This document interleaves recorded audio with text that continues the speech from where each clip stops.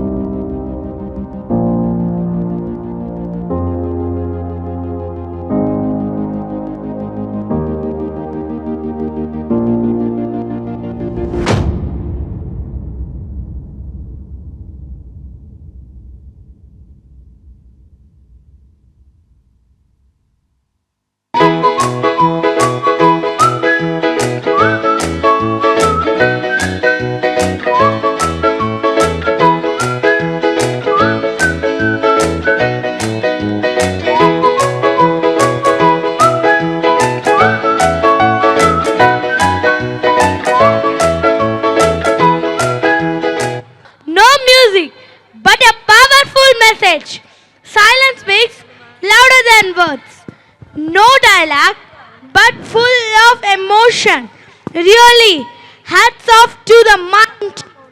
Truly impressive.